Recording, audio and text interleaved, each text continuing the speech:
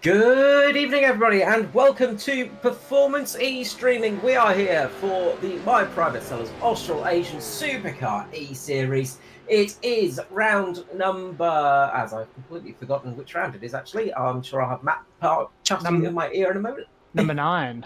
Number 9, yeah. I've missed a few, unfortunately, so it's thrown me off of my usual remembrance of what we are at. But we are here at the Tricky Triangle. It is Pocono Raceway, a very tricky track that is going to bring us some beautiful racing. It is a very, very fast track as well. Just coming in to qualifying for tonight's event. Just quickly, though, we will look at the championship standings. At the moment, it is Rain Jaeger in the lead of the championship. 78 points in total after the reset. Of course, Craig Roffey is currently sitting in P2, 72 points in the championship, point behind the leader. Gary Wellman sitting in third position, 7 points off the lead. Then in P4, we have the reigning champion, Troy Davidson, 2 points off of Wellman. Dwayne Priest sits in fifth, 10 points off of Troy Davidson. Adam Malone sits in sixth position, some 48 points in, 58 points in total, just a little bit ahead of Kim Roffey, Kobe Jordan, Andy Barber, and Jamie Nankervis round out our top 10, as you can see on the screen just there. Of course, we do have the manufacturer's trophy, the team trophy as well, the team championship as well, as I try and remember where that is on my screen. It's always fun when I come back after a bit of time away, because you just forget how to do things. But it is Simboys in the lead at the moment with 279 points, just ahead of Pinnacle Esports with 275 and Rogue Sim Sports with 273. Pocono, Matt, it is a track that some people don't like, but most enjoy. It's a very unique track. 3 different corners, 3 different styles of corners. Hard to get a car set up to do all 3. You can sort of get it to do maybe 1.5, but you can't get a car set up to do all 3 comfortably. But yeah, keep an eye out for some massive big runs on these humongous straights they've got. We could see 3, 4, 5 cars wide at some points. No, absolutely. It is a very, very wide track. The other thing to watch out for is turn number 3 or turn number 3, that sort of tip of the triangle, the top point of the triangle, effectively. It goes over a tunnel on the track. And when you have a tunnel underneath the track, it creates the monster of all bumps. And you can often see a car getting loose there. It's a very tricky part of the track to get. Currently sitting up in pole position is Andy Barber, setting a time of 54 seconds. With 54.3 seconds, just ahead of Craig Roffey and Raymond Jaeger at the moment. Some good runs out there. A lot of sideways action as well, just coming off the corners. It is such a fun track, Pocono. Brings us some great racing. And as you say, it's very unique in the fact that it is a triangle. The only track that I sort of think comes sort of close is like Nazareth, that have that sort of slightly triangular shape to it. But Pocono is so much bigger. Such a fast track as well. Yeah, I just remember from many sort of interviews where drivers have spoken about it. They just say it's so hard to set up a car because all 3 corners are different. So you have to compromise on all the corners to get the car to feel right. No, absolutely, and I think they have different cambers as well, which just adds to the horror of trying to set up a car for Pocono. But it does bring us some absolutely fantastic racing, and well, we've been treated with some great racing this season in the My Private Sellers Australasian Supercar eSeries. And I'm sure Pocono is going to do exactly that. Temperature at the moment, 26 degrees air temperature, 36-degree track temperature. Remember, they only get the 1 set of tyres for the race, and that makes things very, very difficult indeed. That can really change things up, as this place can chew up tyres a little bit because of those 3 different corners. Turn number 1 with 14 degrees of banking, turn 2 with 8 degrees, and turn 3 with 6 degrees of banking. It can really chew up those tyres and cause them to start to wear quite quickly. About 30 to 35 laps on the fuel tonight, so that will shape things up in this 80-lap race that we're going to see here. Yeah, you got to be looking at maybe double stinting tyres if it goes all green. Um, at least double stinting tyre, or maybe not at least, but yeah, you're certainly going to be doing maybe 50 odd laps on the tyres. Yeah, they are going to be screaming, and sometimes we have found sometimes with these the V8 supercars, of course, the Holden and the Ford out there tonight, that sometimes the wear isn't too bad, but sometimes the thermal degradation can be the killer. But I think tonight it's going to be tyre wear that's going to be the main thing, and on a track that is so hot, so warm as well, that is going to shake things up too. So we are just getting out of qualifying, and the grid is about to form up here tonight for round number 9 of season number 5. And we will go through the starting order. On pole position tonight, Craig Roffey taking a fantastic pole, just ahead of Andy Barber on the outside. Row number 2 sees Parry Anastakis with Darren McKenzie. On the third row, we've got Kim Roffey and Dwayne Price. Fourth row sees Nicholas Walsh next to Raymond Yeager. Fifth row, we have Ruben Phelps with Gary Wellman. Sixth row sees Adam Malone and Aaron Dillon lining up. Seventh row, we got Todd Maxfield with Sky Sinclair. Eighth row sees Jamie Nankervis next to Jared Daly. Ninth row, we have Ross Cheatham with Nigel Patton. 10th row, we got Noddy Tompkins with Aidan Schultz. 11th row, we'll see Tristan Koch and Joseph Granshaw. 12th row, Mick Rush next to Philip Marsh. Peter Morris and Peter Mattison line up on row 13. 14th row is Diane Feldman and Justin Witcher. And on the 15th row, we've got Matty Ray, Kobe Jordan, and rounding out the grid will be Christopher Tomlin and Peter Grattan. They chose not to set a qualifying time tonight, hence not appearing on the screen. Nice to see Matty Ray out there in the 83. Some more SRM cars just appearing in the championship since I've been gone, Matt. They have been, yeah, but Matty Ray's doing his usual thing of starting at the back and working his way up the front. Nothing changes there. No, it is the Matty Ray special, isn't it? It is, yeah, he's very good at that. One does wonder, though, if he did start at the front, what he could do. Well, it is a thing, but it is also it can be a smart choice sometimes, starting a little bit further back in the pack, because you can avoid some of the early carnage sometimes. But as you know, Matt, and as some of our viewers know, and people that have driven on oval racing, sometimes starting a bit further in the pack can cause accidents to happen, and it's a little bit harder to avoid those accidents. So sometimes starting up on pole is the better place. These V8s are just pulling away now. You can see them all just sliding out of their pit boxes and forming up 2 by 2 for this long formation lap around Pocono itself. We're looking at 4 kilometers in length here. It is a very, very big track, and it's one of those places that people, they really don't appreciate just how big the Tricky Triangle is sometimes. No, it is a monster track. It's some of that front straight coming off turn 3 down to turn 1 is a pretty massive long straight. It is, and just when you're driving it, you're sort of going along and you're thinking, oh yeah, wait, oh good gosh, this place is ridiculous. You forget how long it is. Of course, there is a road course as well for Pocono, or at least there sort of was back in the day, and that used to be driven on in Can-Am and the Le Mans style cars as well.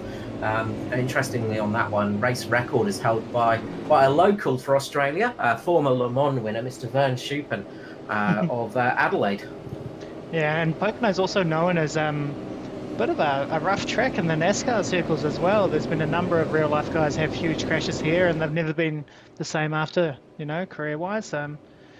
Yeah. Jeff Gordon's had a huge crash here. Jimmy Johnson, Bobby Allison had almost lost his life here in a huge crash. And then, of course, there's been all the big IndyCar crashes as well.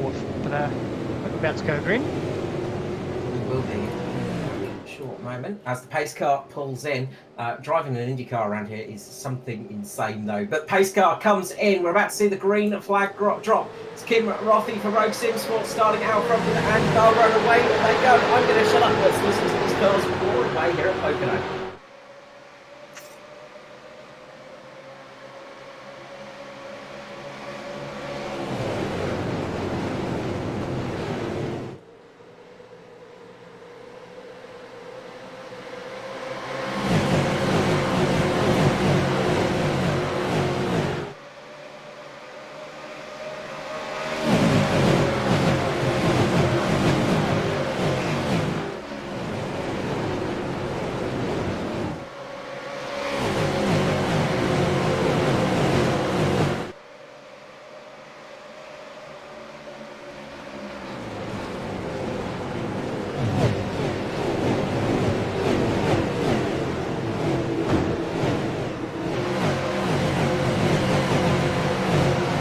as the 32 car strong field crosses line for lap number 1. It's Andy Barber taking first blood as he manages to lead the first lap ahead of Rothy. Rothy using the momentum just to shoot past him. A little bit further back, we've got 2 to 3 wide in these early stages. Some absolute brilliant side-to-side racing, as we always expect here with the Australasian Supercar eSeries. We see it often, but a lot of these guys just keeping single file up the front. It's down in P16, 17, 18, where we're seeing this real big double action going on. Just see a little flick of the brake lights with these supercars, something that you don't see in the NASCAR world. Of course, you see those brake lights just being tapped, and it just shows you just how much you have to respect these corners. These drivers just need to just really tap the brake to keep the car steady. Great racing going on here at the moment. Scott Sinclair, Aidan Schultz, and Noddy Tompkins in this group with Nigel Patton and Joseph Brenshaw as well. Up the front though, the fastest lap just being set by Craig Roffey. They are flying at the front, just trying to keep themselves out of trouble. The three cars at the front, Craig Roffey, Andy Barber, Darren McKenzie, just pulling a little bit away from the purple convoy of Dwayne Priest at the moment, who's a bit on his own just ahead of Parry Anastakis. So the race is everybody's starting to settle a little bit. We've got a long way to go here. We've still got 77 laps to go here for the tricky triangle of Pocono. Nice clean start there. We saw a few cars get into the outside of turn 2, into the wall there. So it'll be interesting to see how much damage that will give their car and what sort of impact that'll pay, as we're going to see Andy Barber's trying to get a nice big run off the inside of the turn 3 and see if he can go down the front, but not quite to get the drive off the corner. No, he's just trying to get that slingshot. As you see behind, it's starting to get a little bit closer now, as people are just starting to feel their way forwards and just working out what they want to do, where they want to sit. But everybody's still running at the moment, doing some good laps, keeping it out of trouble, which is good. Now, Pocono can see some big crashes when they happen. Luckily, though, touch wood, we're not going to see that big one tonight. Hopefully, we'll see a nice green-to-green flag race. We will indeed. Now, I just saw something interesting there. We saw McKenzie, I think it was there, the second place car, went to the outside on turn 1, and I immediately thought, oh no, he's in trouble here. He's going to lose speed and he's going to go up into the wall, because in the traditional sort of NASCAR style cars, that's what happens for those ones. But yeah, these cars being different, obviously got a lot more grip. Darren was able to fly around the outside. Yeah, absolutely. Something you'll see in the supercars on ovals is they'll use many different lines. So we see this huge pack of angry cars. They're just sitting behind Kim Roffey, Gary Bowman at the moment, all shuffle in position. You can see Noddy Tompkins just there, just moving down. He's got Aidan Schultz behind him, Jamie Nankervis up on the high line. But they can use a multitude of different lines, and sometimes working that high line can just use a little bit less tyre. It's a little bit easier on the tyres, doesn't chew them up as quick, and can just reduce that tyre wear a little bit. Of course, as the race goes on, that high line will become more and more dangerous, as the marbles will be shot out there, of course, if cars are not using that line, and it will get slipperier and slipperier. So we might not see them using that line a little bit later on, but for now, they can get away with it, and they will use it as much as they can. Of course, these cars got a lot more downforce than your standard NASCAR, which creates a lot more drag, of course, so the cars behind can get a nice bit of draft action coming up behind them. But it really makes the car quite sticky to the track and can really change the lines that you take. It definitely gives them more option, that's for sure. More flexibility, whereas the NASCAR guys cars are sort of more limited onto that low line on these corners. Absolutely. It really does change up what lines you can and cannot use, and it also means you get those monster runs, which we are so used to seeing. One of those drivers taking advantage of that at the moment is Dwayne Priest. He's getting a good run up the front, and he's just closing this gap on the cars ahead. And you can see that Raymond Yeager as well. There was a huge gap up the front before. There was a good second or so, and all of a sudden, with a click of the fingers, that lead has gone, because they've managed to get in the draft, get themselves racing single file, and all of a sudden they catch up to the front pack. So expect to see that a few times tonight as well. You'll see a few drivers as well not pushing quite as hard, and that's not because they're not wanting to win this race, but they are wanting to try and fuel save a little bit. We have seen that in the past with the my private seller Australasian Supercar eSeries, just drivers not pushing quite as hard in the early stages, sitting in the draft behind cars, and just taking advantage of that little bit of fuel saving they can get as Raymond Yeager goes down the inside of Roffey there and gets that position.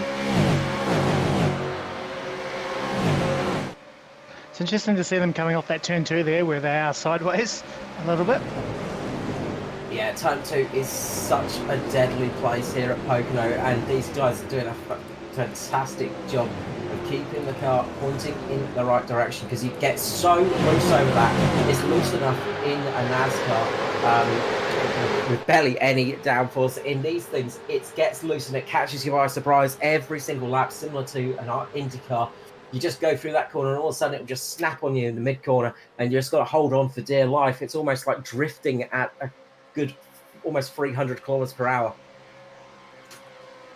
Yeah, some people are pretty good at that. I'm not one of them. Nope, that's not my expertise either. I'm of the mindset the only way to go faster in a race car is keeping it pointing in the right direction, In a not straight by line. sliding it through. Yeah, I'm very good at the old slide, snap back into the wall. Yeah.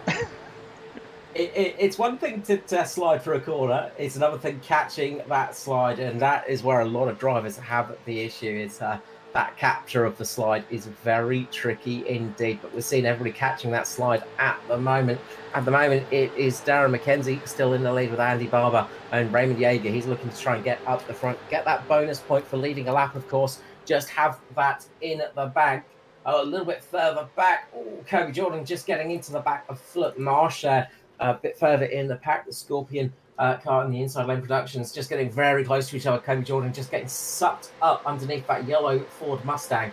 And that's the thing with these cars, they just get so quick when you're behind another car. You just fly past them. The inside lane productions car of Kobe Jordan there, using that slingshot, getting past. No damage to either car, but it still just gives you a big bump. You just got to hold on for dear life as that happens.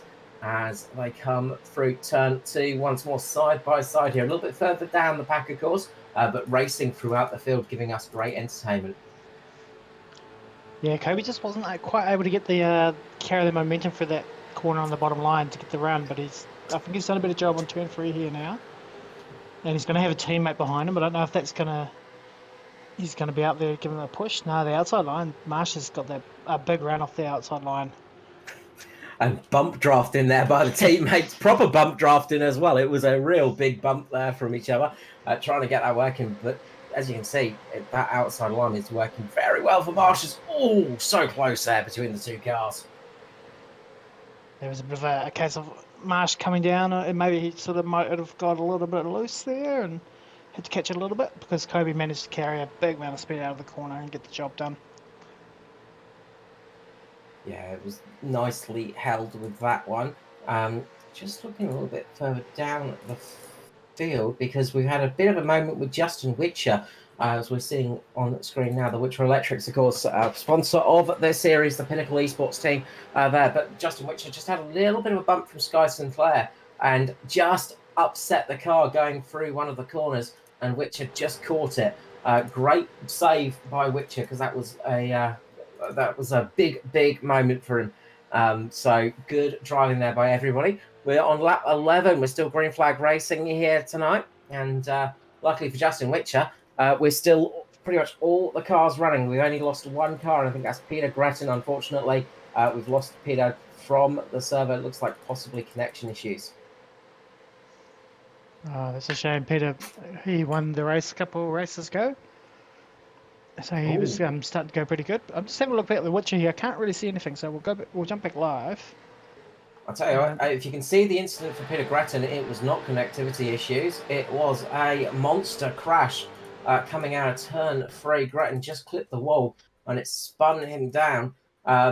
Looks like just absolutely locked up. A huge hit on the inside wall. So just on the exit of 3 here, you'll see Gretton just get up there. And after taking that victory a couple of races ago, gets up into the wall, clips it there. That breaks looks like it's broken the front suspension, and that steering's not working. Tries to save the slide, and all of a sudden the back just locks up on him. Possibly downshifted a little bit early there. spins him round straight into the wall, and that is that for that car. That's not done for that one. Very second-hand looking. But I think he probably entered that corner a little bit too high, and yeah, probably hit those marbles as you were talking about, and then that sent him up into the wall.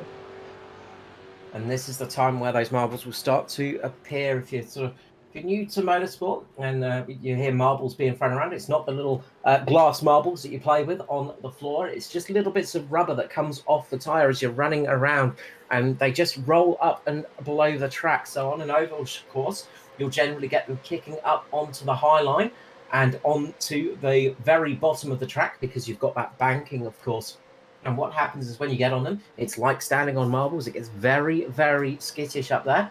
And all of a sudden, you're going to lose all your grip and have a big, big accident. So unfortunate there for the 831, Peter Grattan. We've lost him tonight from the race. But everybody else is running at the moment. 31 cars still out on track for the My Private Sellers Australasian Supercar eSeries. Pretty quiet there at the moment. Not much going on, sort of, other than Peter's one, and we think Justin Witcher might have had a little bit of incident as well, but just couldn't pick it up. But for the most part, they've been pretty quiet and pretty settled in. Yeah, they've been doing very, very well out there. As I say, Justin Witcher just had a little tap on the rear, just unsettled the car and managed to catch it in at the nick of time.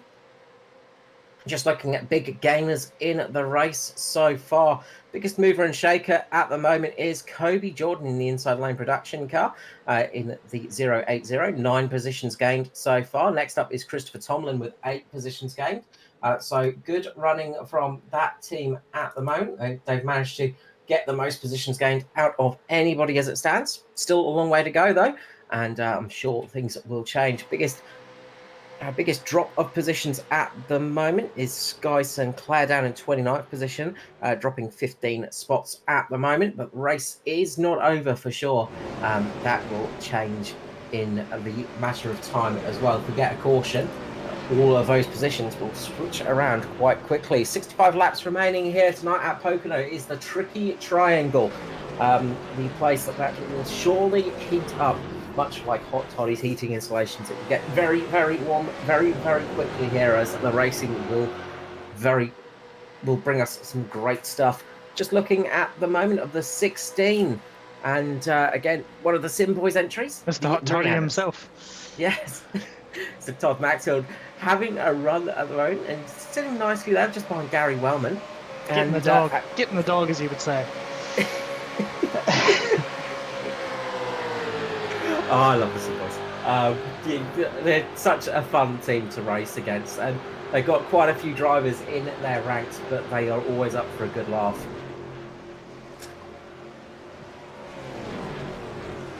And brought us some great racing in the past. I mean, I've had some fun races against those boys, and it always brings a smile to my face. Just up the front at the moment, it's still Darren McKenzie leading, with Andy Barber just behind him. Dwayne Priest up in third in the 777 with Raymond Yeager fourth. Craig Roffey sitting in fifth with Aaron Dillon sixth. Seventh for Gary Wellman. Todd Maxwell eighth. Ninth for Nicholas Walsh. Adam Malone rounding out our top 10 at the moment. Malone just a bit off the back of the rest of the cars. There's a bit of a gap happening at the moment. Himself and Nicholas Walsh, I think, just sitting a little bit further from the front pack. And you can see some of those gaps just starting to appear in this race, and those different packs running together. There's definitely a big split between these cars here. Nicholas Walsh is about 3.6 seconds off the back of his teammate Maxfield in 8th spot. Let's see if we can...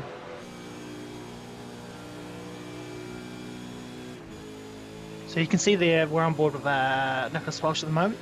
You can see what the gap of 3.6 seconds ahead looks like to his teammate Maxfield. And that gap is slowly growing as well. A little bit further back in the pack, a fair bit of rubbing going on with the 83 of Maddie Ray, Christopher Tomlin in at the 212. Those two having a little bit of a connection off the corner. And it's starting to heat up a little bit down here towards the back of the pack. These guys are getting a bit racy with each other, and I think there's just a little bit of Well, you gave me a tap. I'm going to give you a tap. And as we see with racing sometimes, just that little bit of heated moments. Yeah, very unusual for Matty Ray to be involved in something like that.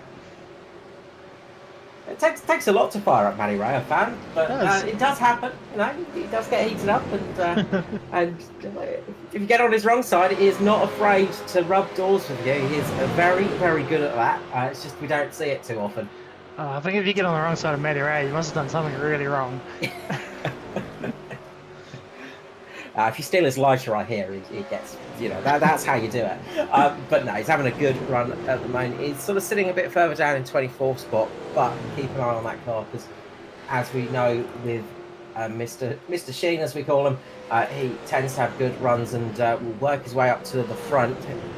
But at the moment, I've got to say, it's very, very split, the field. There's a fair amount of gapping going on. Currently from Matty Ray to the front, there's about 19 seconds between them, and that's a fairly large margin with only 19 laps gone in this race.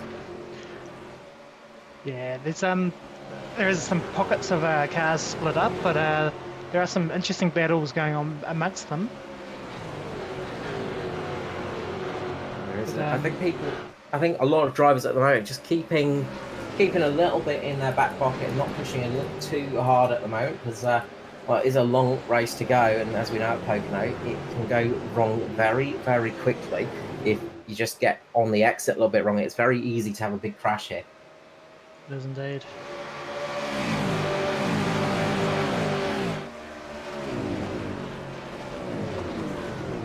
So we're going to see there's a front pack and then there's a second pack here. A little bit of a gap to this little third one here. Bit of no man's land. Yeah. 4 seconds between the front pack and the second pack, and then about 4 seconds between Jared Daly and Joseph Granshaw as well. That's those packs just sort of separated by those margins at the moment, and it is really just spreading out a bit. And if we see this race running green, some of those drivers that are taking it easy in the early stages, they might be in a bit of trouble. And it's not unheard of for these races to run green. These drivers are all very, very talented and capable. So, you know, it's not a thing of we're sort of expecting to see a caution. But as we know with oval racing, it just takes that little mistake and a car just to stop on track for that caution flag to fly. But if we do see a green race here, I think some of those drivers that just eased off in the early stages might be paying the price later on. It's always a hard thing to work out the balance of how hard you go and how much you save, and you know how much lap time you give up, and if that comes back to harm you later on or not. The car that is in a bit of trouble is the 444 at the moment of Philip Marsh. That very pretty Scorpion racing car. One of my favourite paint jobs actually. It's a very cool little car. It's taken a big whack into the wall, and you can see the aftermath of that one. Lap 18 I think it was, and just took a big slide through the corner, and well, that is pretty much the night done for the 444. We'll see if we can catch the action here. It's just off the exit of turn 2 over that big nasty tunnel for Philip Marsh, and it's a very tricky corner, turn 2, and I think he's already hit there at that point. I think that's the I'm struggling to find it. Yeah, okay, not able to find it. It is always a tricky thing to get those ones. I'll just describe that one, but yeah, he just went through turn 4 and he's broken the suspension by the looks of it. That car is not going in a straight line, and I think he's going to be pulling it behind the wall. So we've lost 2 cars tonight. We're still green flag though, that's the main thing. So good to see from those drivers. They've sort of we've had some big accidents, but they've been relatively straightforward, where they've just broken the suspension and kept running enough to get to pit lane, to possibly get some repairs and maybe make it back on track a little bit later on and not bring out the caution, which is good to see. But I'm sure a few of those drivers a little bit further back would be really, really hoping for the yellow flag to come out just to help them in this race. 23 laps down of 80. Won't be too long until we start seeing the fuel stops, Matt. No, we think it's probably about 30 to 35 laps fuel range. Of course, we don't know until we're under the race conditions, but yeah, we should probably start seeing some pit stops, probably maybe six on laps onwards. Yeah, they will definitely start to come a little bit further up the field at the moment. Good race going on between Raymond Yeager, Dwayne Priest, and Craig Roffey. These three cars battling it out. We've got the United Electrical Solutions of Dwayne Priest across the front with Hot Toddies, of course, RKJ Web Services with My Private Sellers. Pretty much all our sponsors in one shot there, which is nice. Helps the old sponsors out, gets the old logo out there. And of course, Witcher Electrics, of course. Part of the sponsorship and part of the sponsor crew for Pinnacle as well. But yeah, it's the two purple cars there, the two purple team cars of Dwayne Priest, Raymond Yeager up the front. Craig Roffey really pushing behind. As we see cars coming into pit lane, it is the Sim boys. Oh, around goes Aaron Dillon in pit lane. That did not work for him. Too much rear brake bias for the 013 there. And that has locked it up and spun it into pit lane. That is not what you want.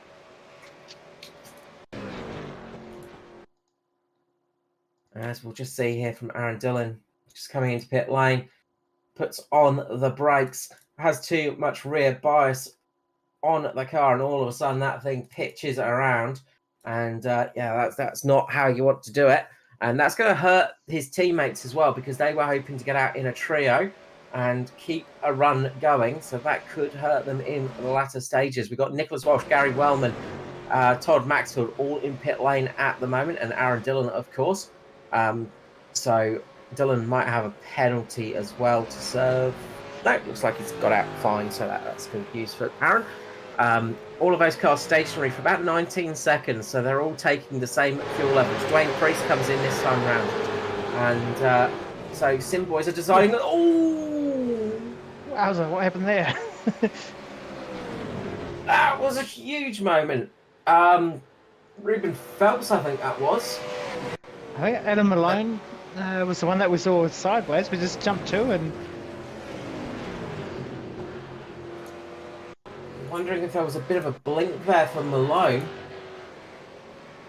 Oh yeah. So, yeah, he's had a big blink in just before this incident happened, reappeared in front of Ruben, and looks like it's just been the contact there. So unfortunate circumstance of blinking there for Adam Malone. Looks like there's not too much damage between himself and Phelps. Good car control from both of them to save those cars from having a horrendous crash, because that is the worst place you can have a crash on the start or finish straight, because it's a little bit narrower there because you've got the walls either side of you, and that can cause some big accidents when cars ping out in front of you, and that would have really hurt the Sim boys as well. Craig Roffey now putting the hammer down. Just set the fastest lap of the race and is the fastest car out on track at the moment as well. As the fuel levels start to drop, Roffey is starting to put his foot down on the loud pedal and get some time made up there as well. Noddy Tompkins in pit lane at this time around lap 27. So we're starting to see those pit stops coming in, but most of the front runners keeping out at the moment. When will we see the rest of this lead pack dart into pit lane, I wonder?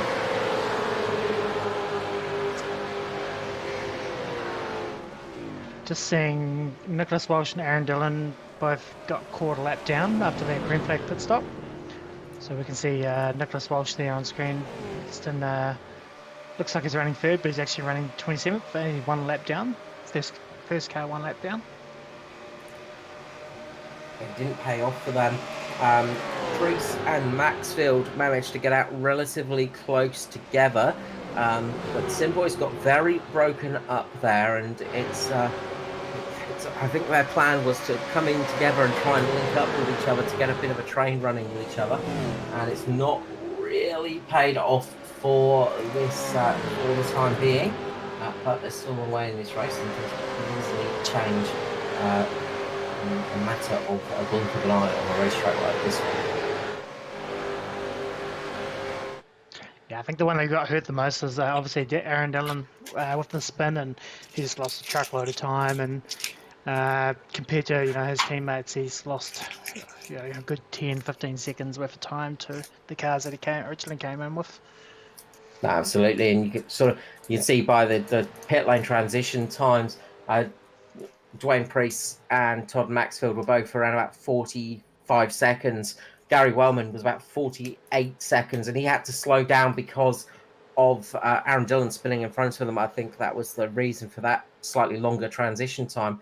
But Aaron Dillon was about a full minute. So, he lost a good 15 seconds in pit lane. That's a painful accident to have, a painful thing to have happen. I think Noddy Tompkins, unfortunately, he's had to serve a penalty because he's being looks like he's had to serve a penalty. So that's going to hurt his race a little bit as well, as we see Dan Feldman and Mick Rush coming into pit lane. Up the front, we're getting some real action going on right now. And the front pack is really closing up. As you can see, Craig Roffey getting a great run here on the inside, just ahead of Mackenzie, who's been running out front for a long time. He must be on vapors at the moment. Yeah, Craig's definitely held back quite a bit, I think. Saved for the first part, and then he's really put the hammer down at the end of the stint. You can see that now. He's just able to go a little bit quicker, and he's now pulling up in front of Mackenzie. Mackenzie's going great guns still, but he surely will be needing to come down pit lane at least a lap or two before the rest of the field. We see Kobe Jordan also just pitting. He's just coming out now as they're coming into the corner. They are very close as Raymond Yeager trying to take the lead from Roffey right now. Yeah, Raymond got a really massive run and was able to use that down the end of the straight into turn one. But Mackenzie's holding his own, fighting back on the outside. I just think that Raymond with that third inside line will take it, as he does now. He does. Roffey just dropping back in front of him now as well. So I'm going to be interested to see when Mackenzie comes into pit lane, because he's done a great job of, he's been out in front for a long time. And it looks like he's saved, just being able to just keep the fuel quite well there. So Darren Mackenzie doing a great job up the front. Never discount Darren Mackenzie, of course. He is a very, very quick driver, very good at saving fuel and tyres as well. As we see Yeager getting a good run here on Roffey, as Yeager takes the lead of the race at the moment, 23 ahead of the 0-3-0, the 870 and the 5 Andy Barber, with Perry Anastakis currently sitting in 5th position. These guys are really putting on a great show at the moment, as we are on lap 32 of 80, 49 laps remaining here for the My Private Sellers Australasian Supercar eSeries at Pocono. Yeah, Raymond's getting massive run off the off turn 3, able to use it down that front straight, but Craig's got a massive run off turn 1 and came back, and now we're heading into turn 3 here, so let's see what kind of run Raymond can get. But there's a really interesting question going on as we have a look at, we'll talk about later. Here's Mackenzie and Barber coming into the pits. Both of these cars deciding it is now time to come in to pit lane, and I can't imagine we're going to see Roffey, Yeager and the rest of the crew sticking out too much longer. They might have a lap or two more fuel left in them, but there won't be much fuel left, as we keep our eyes on Mackenzie and Barber coming in pit lane. Of course, one of the weird things for us, at least, with Mackenzie misses his pit box, and so does Barber by the look of it. Yeah, Pocono's got that concrete there on Pocono is quite slippery. It's not uncommon to see drivers slide through their pit box there just a little bit and have to back. Absolutely, it's a perilous pit stop, and you can see as well how undulating it is as well. That huge bump about 6 or 7 pit bays back, and that also causes problems sometimes because it's very easy to roll back in your pit box or roll forwards as well if you just keep your clutch in. It's a really tricky pit lane to get working here at Pocono, and it catches the best out as we see Barber and Mackenzie coming out. It's both stationary for 30 odd seconds. Yeah, very long stops. Did they swap their tyres this time round? Is this where they've put their tyres on, I wonder? Justin Witcher in the background was fully locked up coming into the pits. very easy to do here at Pocono as well. And that's another thing as well. You're coming in at such great speed. One of the big problems with oval racing in general is your brakes are not up to temperature when you're coming into pit lane. You'll see a few drivers just dragging the brake a little bit before they come into down pit road. But when you come in, it's very easy to lock those wheels up, and that's just what he's done. He's managed to hold it though, and you can see who's running the rear bias as well, because the back of the car kicked out there for Witcher, and that says to me that he's running a heavy rear brake bias. Craig Roffey in pits now. Jaeger sticking it out at the moment. He's got Nan Purvis behind him. Koch and Patton all sticking it out a little bit longer in this stint of the race. Justin Witcher stationary for about 33 seconds. So a few people just taking longer stops, maybe taking a bit more fuel. One of the shortest ones is Anastakis. He was only stationary for about 5 seconds, so he's only taken a splash of fuel by the looks of it. So Anastakis trying a different pit strategy here. So maybe Parry's just trying to get to about lap 30, so he can then come in and fill it to the brim, and then try for a very different strategy later on. Is he going? Oh, we got a caution. Oh, no, I'd say there's been an error. I would say there's been a glitch. He's run out of fuel, I would say. Let's see if we can jump on board with him and have a listen.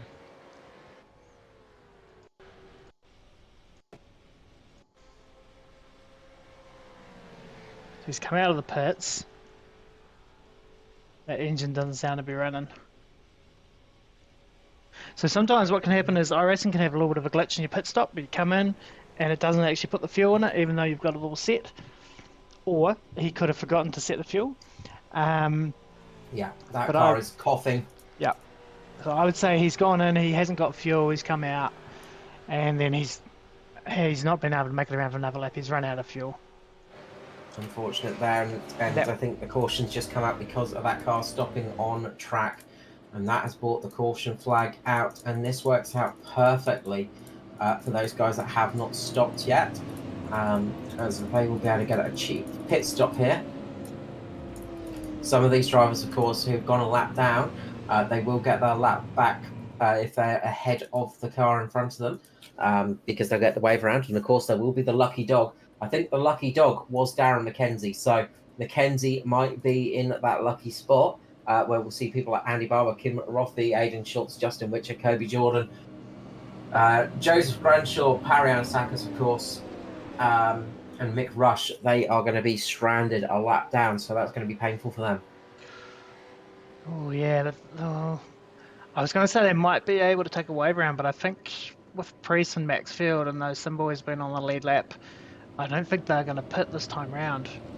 And so if they stay out, the cars that are, can't do a wave around if some of the lead cars stay. You can only do the wave around if all the lead lap cars pit. Yeah, that's it. That's going to really change things up, as it looks like there is a whole bunch of them pitting though. Yeah. Looks like a few of them are coming down pit lane, so we'll see who gets lucky and who doesn't here. We'll have to wait a few laps for things to shake themselves out. But this is not going to be the final pit stop. They're all going to have to make one more stop. We saw Jaeger manage to eke it out to around about 36 laps or so. So they managed to get to that sweet spot and get into pit lane with the caution flag flying.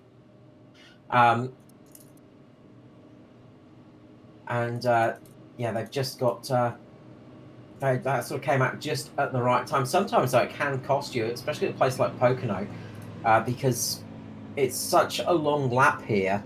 If you're sitting out and waiting for the caution, it comes out and then the pit lane's closed for a lap and you'll end up running out of fuel. And that can really cost you. And I think that might have happened to Sky Sinclair, who I just saw on the team radio, on the race radio, just saying out of fuel. Oh no. Let's see if we can find him. I can't find him on my timing data. No, I'm trying to find him on my timing screen. I'm drawing. There we go, 747. There we are. So Sinclair has Well, he's up and running now. Yep.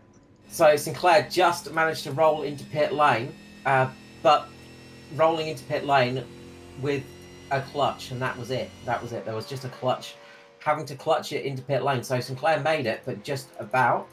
And yeah, that was close for Sinclair.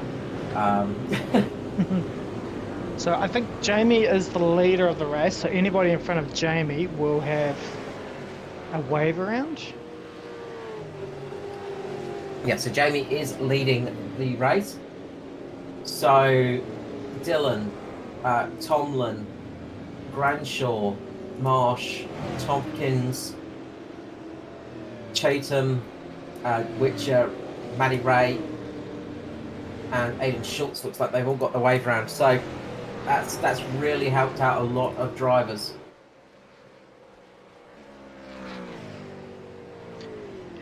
It's pretty unlucky when that comes out and you get caught in the middle of pit strategy, green flag strategy like that, and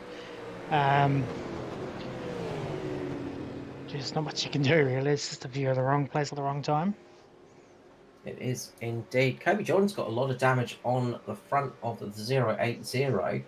I'm not sure what's happened there to Jordan. It's lap 34. Kobe Jordan's just come through. Oh, he's just run wide on turn 1. And as we were talking about those marbles, I think Kobe Jordan's just ran up wide in the 080 and had a huge smash on the front. I wonder if that's why the caution came out.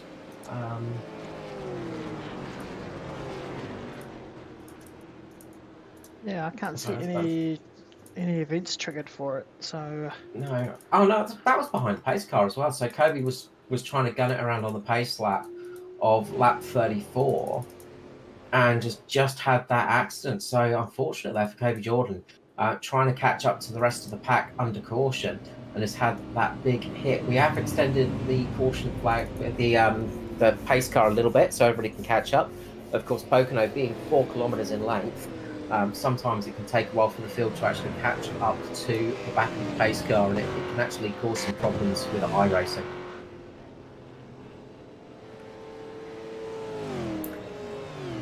it can also cause some issues with when you're flying full speed to try and catch up to the pack and you come up across some slow cars. Absolutely, it's very easy to make a big mistake like that. We've all, I think anybody that has driven on ovals for a fair amount of time will have seen that happen to drivers where they've come up on the pack at full racing speed, trying to catch up to the rest of the group, and they lock up the wheels and all of a sudden they have a big crash into the back of somebody. It's very easy to do, unfortunately. I think we've all had that moment of, oh gosh, I'm arriving too quickly here, put the brakes on, oh gosh, everything's locked up, I'm going sliding, oh no, this is going to be a huge accident. And sometimes you get lucky and miss it, like myself. I've never, touch wood, had the crash, but I have had a few moments of having to slam on the anchors and go, oh, this is tight, and just made it through.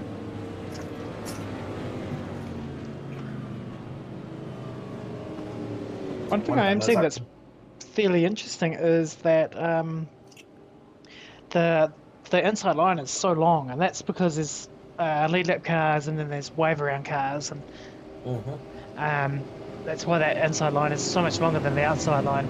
The outside line are all cars that were on the lead lap at the time of the caution, and everybody else's were probably a lap down and took a wave around or a lap cars. Absolutely, it's a bit like the old classic NASCAR rules of the lapped cars have to start on the inside, all the normal cars start on the outside. But today we are about to go racing here at Pocono once more. The green flag drops for the Australasian Supercar eSeries. It's round number 9 here for the My Private Sellers Pocono round of season 5, and it is Jamie Curtis currently in the lead for Everything Simulated. He is just out in front of Nigel Patton, Todd Maxwell, and Tristan Koch there as well. It's going to be a good night for Everything Simulated if they can keep both their cars up in the top 10. Yeah, both running in the top 5 at the moment, so yeah, they're having a very good night so far. And then, of course, Nigel Patton as well, having a great run in another 90 car. Of course, sponsored by My Private Seller, main title sponsor of the series. Yes, indeed. There's a few big moments in the pack as they're coming around turn 2 there. A few people getting very, very sideways. And I think I'll need a stiff glass of wine after that one. That would have been a scary moment. And of course, if you are in the need of some wine storage solutions and want to keep those wine storage solutions filled to the brim, My Private Cellars is the best place to go. Fantastic place. And if you're watching the race, well, go there. It really helps out.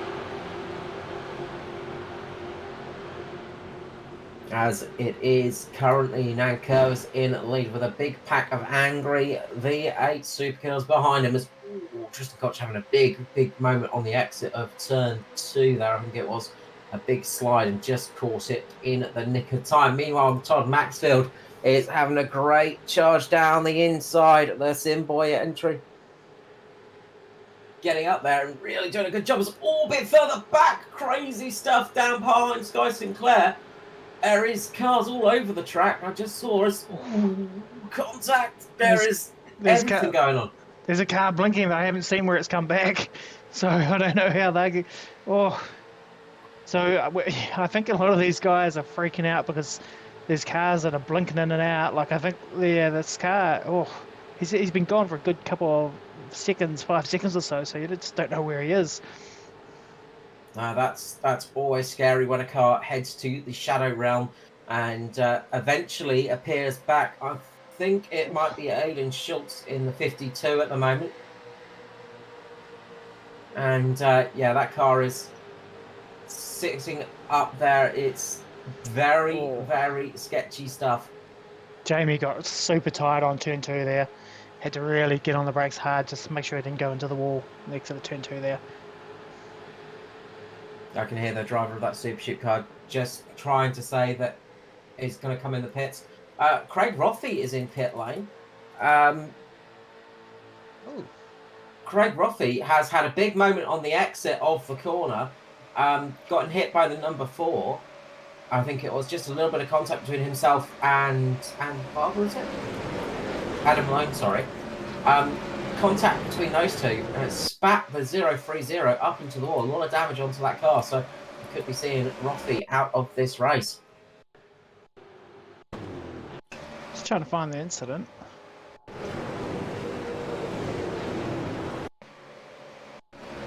So just here on the corner, we're seeing here, and they just get close to each other through turn 2, the dreaded turn 2. And bang, up Rothey goes. Somehow missing the purple car there. That purple car should buy itself a lottery ticket. The 747 of Sky Sinclair needs to buy a lottery ticket because that is one of the luckiest moments I've seen tonight. They had 70 did a good job as well down the bottom. It was a bit out of control, but he managed to save it.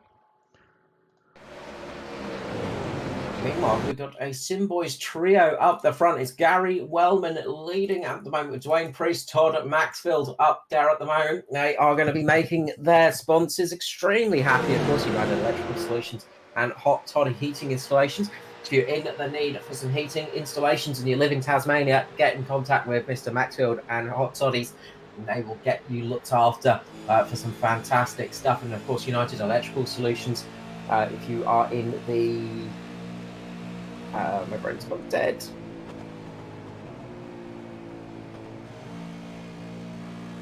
If you're in need for some electrical aid, head over to United Electrical Solutions and they will help you out as much as possible and keep you in the keep your power on and keep everything working. We could have used some power on Monday night here in South Australia. We had a big old blackout which took out pretty much half of Adelaide.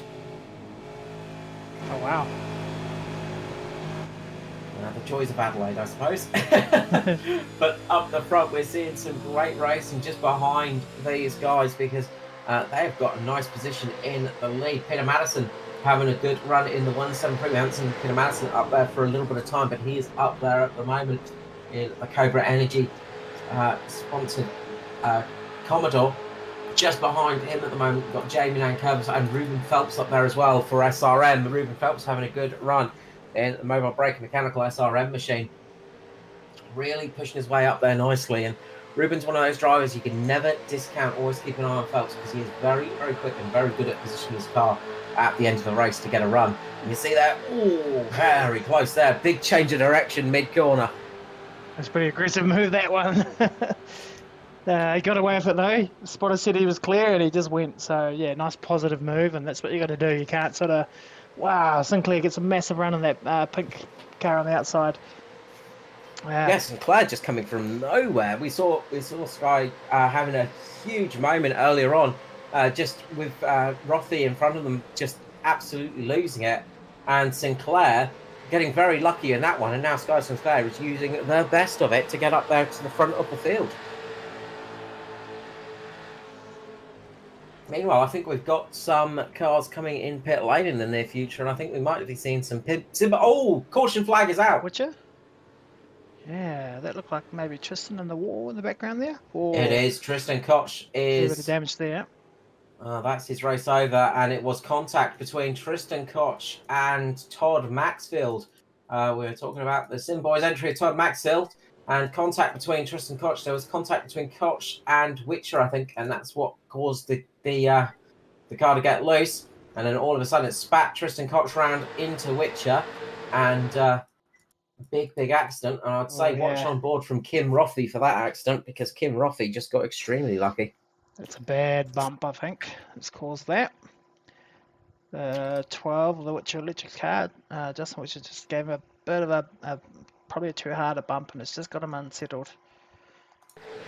Yeah, it's really spun it around. I'd say jump on board with Kim Roffey for that one, Matt, because I think we'll get a beautiful bird's eye view of what's going on with that accident.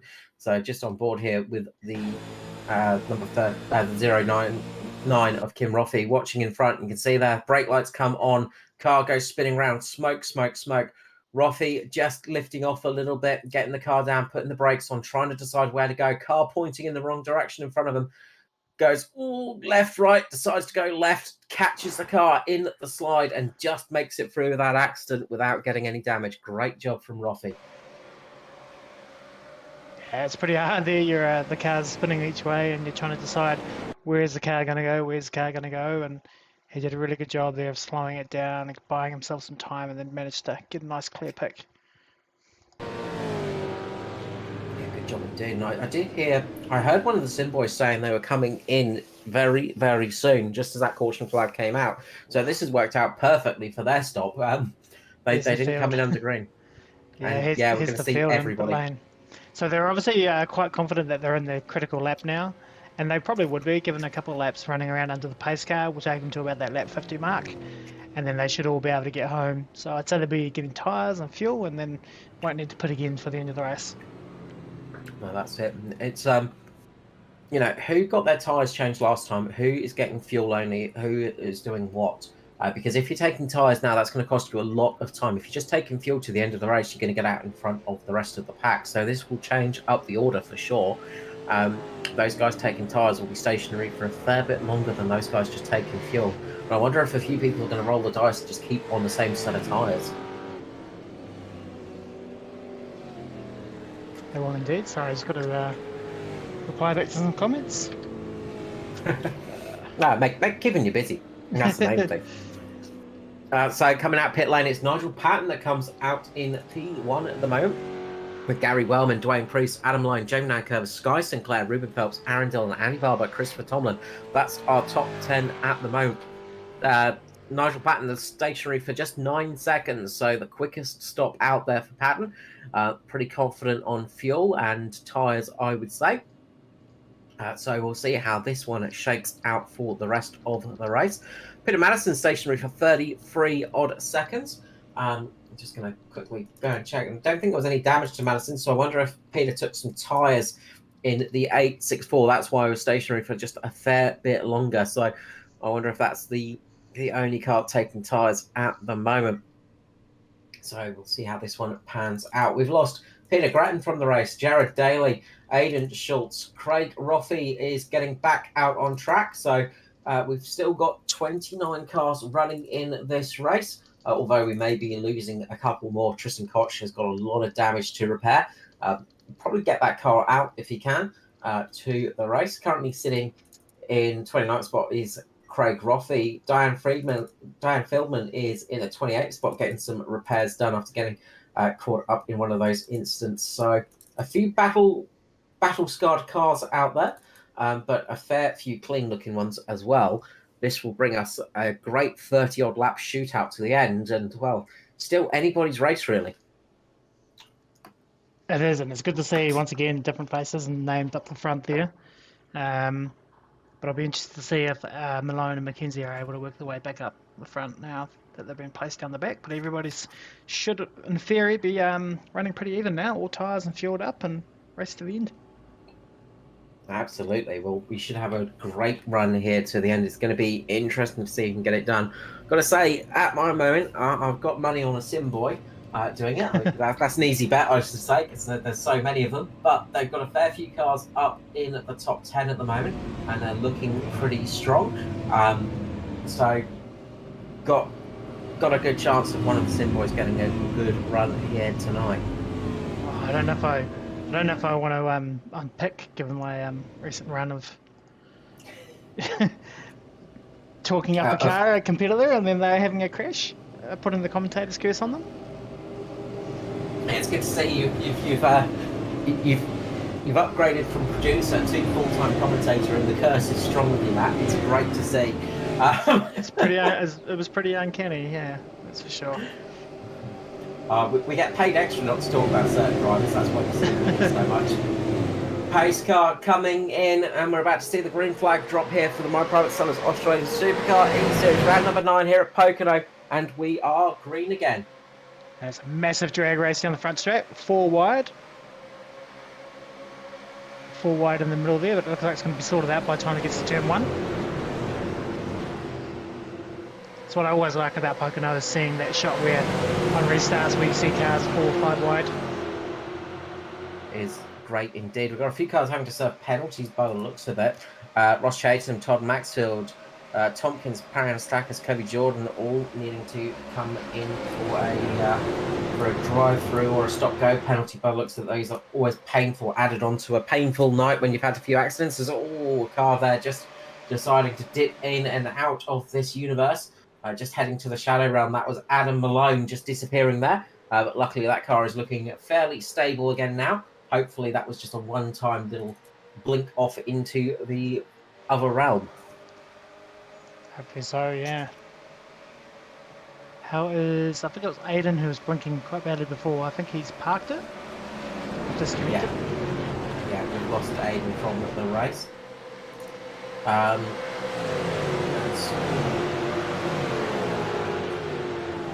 Mackenzie running that high line by the fence there on the outside of turn 1. That was pretty crazy. Brave.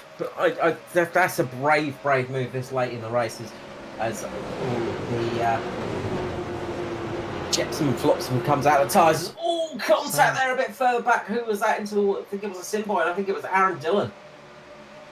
We just saw the puff of smoke in the back of the camera there. Just go back to have a little look at that one and see who it was, and it was indeed Aaron Dillon there, taking a big chunk out of the wall in the 0-1-3, but everybody's still running. Looks like Dillon's not too badly affected with that one. We've seen a few cars have to retire after a big smack like that into the wall. At the moment, though, Sky Sinclair running up into P2 in the 747, and the 747 going down the inside of Wellman, looking to make the chop up in front. Could we see Sinclair getting the lead of this race? Sky with a great run at the moment. Obviously getting very, very lucky, you must say, when a car went off in front of them. And Sky running there up the front, but on the low line with no help from anybody else. Look at all the cars up on the high line at the moment. It is side drafting at the moment that's keeping Sinclair up there, as Wellman gets a huge shoot off the corner. Wellman running away like a scalded dog at the moment. That thing is going faster than a ferret with a firework at its bump back. Well, I think Sky got super tight on the inside of turn 2 there, and we've seen him battle just to make sure he didn't go up into Adam. And it kind of slowed both of them down, as we see Adam, is really blinking in and out again. Yeah, that really does affect confidence on a oval course. I mean, blinking is one of those things you have to accept in sim racing. It does happen, and you just have to sort of keep yourself clear of it and just make sure nothing bad happens. But it is one of those things that it really affects your confidence, especially on an oval where you're running so close to each other. You know, there's less than a second separating our top 10 at the moment. And when a car starts blinking in that group, it can be very, very, clenching, you can say. It's interesting to see that Gary's doing everything he can to break that draft up. He's weaving down the straights, but Adam is right on the back of him now.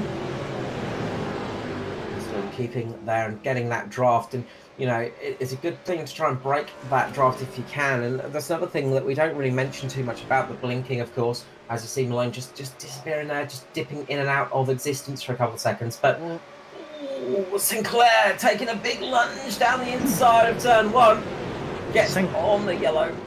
He got a massive run on that straight, and then but he went into the corner a little bit too hot and had to sort of scrabble that speed off. And now it's checked them all up a little bit. This is getting a bit spicy now.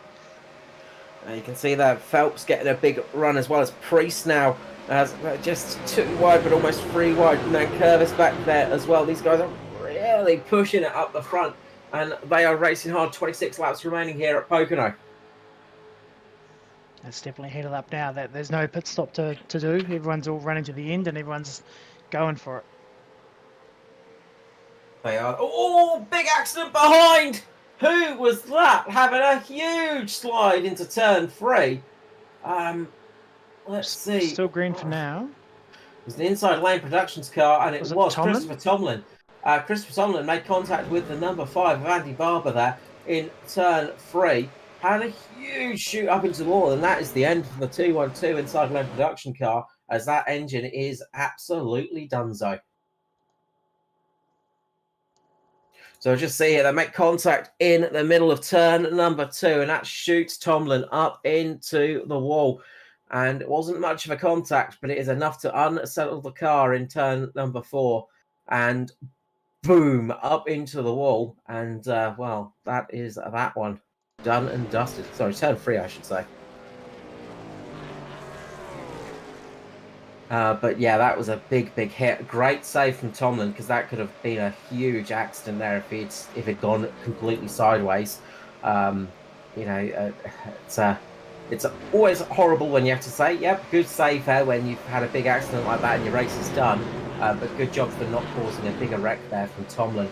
But up the front, we've still got some great racing going on. Side by side, just behind Adam Malone at the moment is Gary Wellman with Ruben Phelps. Watch out for Aaron Dillon. He's back up there after making contact with the wall. Darren McKenzie and Sky Sinclair still battling away out there as they just passed Tristan Koch on track. So McKenzie is now sitting in 5th position. And I'm pretty sure on that restart of this run here, he was at least 15th position. So he's really carved his way up through the field. Yeah, dicing way through. Biggest gainer of the night at the moment is Matty Ray. He's up 16 spots in P13. Second biggest is Peter Madison, but there's some big movers and shakers up the front at the moment.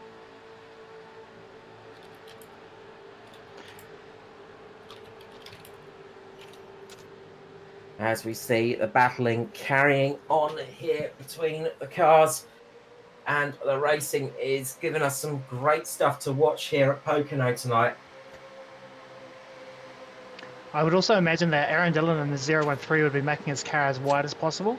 Of course, his teammate Gary Wellman, currently in the lead of the race, is sitting 3rd in the points championship, so he'll be wanting to have a really good night. So, yeah, I would watch for Aaron making his car as wide as possible, so that makes it hard for anybody else to pass.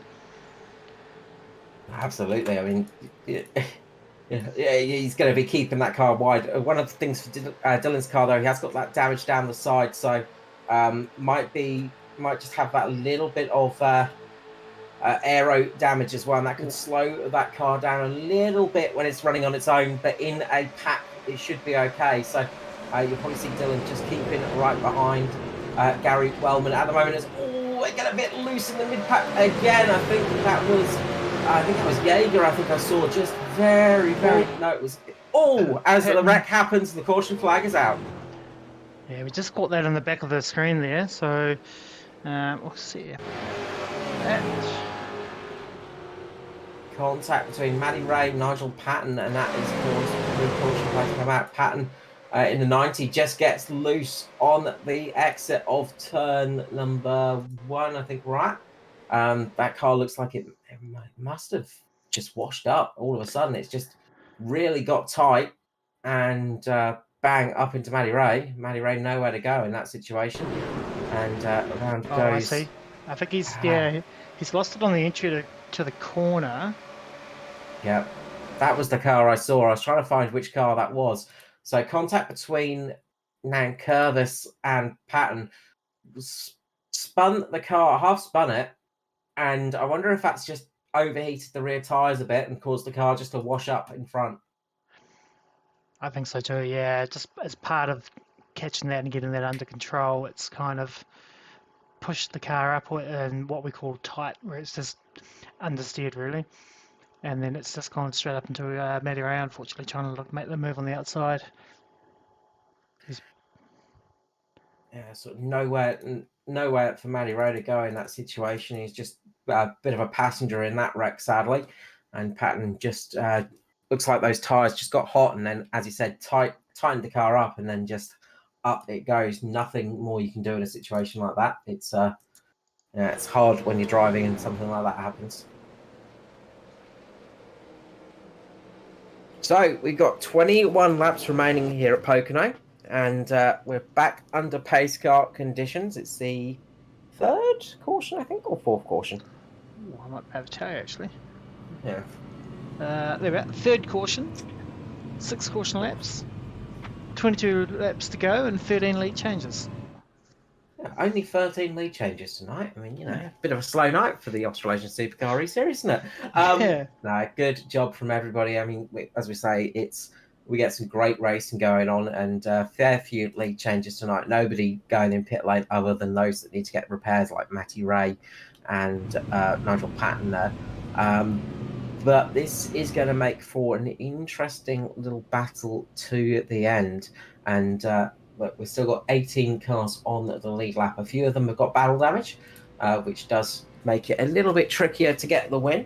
But we've still got a good amount of cars up in the top that can still get the W next to their name tonight. So we'll see how that one goes. Mick Rush getting the lucky dog in the 472 Scorpion iDrive Sim training car. And as I say, I really like that paint job. It's a very cool, good-looking car with the Aussie flag on the back as well. It's just a really, really cool paint job. So having a good run up towards the back onto the lead lap, I should say, in that almost said Falcon there. Is that Mustang? As night goes on, my brain starts to switch off a little bit, and it's just like, hey, no, that's not a Falcon. I know that's wrong. What's it called again? But having a good run there. It kind of looks like a Mustang, doesn't it? Kind of. Yeah. I mean, if you squint your eyes, it's a Mustang. If you squint hard enough on a Commodore, it's a Chevrolet. I was going to mention earlier that I'm surprised there hasn't been a bit more kick up about the lack of parity in this series, because it's all dominated by Ford Mustangs up the front. I know. I think we've only got Phelps and the Commodore in 5th. And then Nankervis in 8th in the Commodore. This guy, Peter Madsen. So yeah, it's right up the front. It's all dominated by Mustangs. Yeah, it's very much a Ford field at the moment, and the Fords have been absolutely impeccable recently. I'm interested to see what happens when the next generation of V8s appears. That will be an interesting one. See how they run on the ovals. But the current crop we've got give us a good run on the ovals and give us some great racing. Yeah, it'll be interesting to see how it plays out. If iRacing can come over and scan the car, but then the car's going to be discontinued next year from a production line. So then, I don't know. It seems. Do we just scan a Ford? That's it. It's a bit of a sorry state at the moment, isn't it? It's a hard position to be in for the supercars, and it's a shame because it's been such a great series for so many years. Just to have that bit of shadow hanging over the series because of lack of manufacturers, really. I mean, they were hand building Commodores anyway, so I say they should just go back to early 2010s and chuck the F and a FG in there and just run those cars forever. Yeah, That's what I I can say. agree with you on that one. Don't worry about the new latest models. Just run those FGs and VF Holden versus Ford icons. Yeah. If we're doing that, we need to go back to the 70s, get the old Tiranas back out there, and that's what we want to see. Yeah.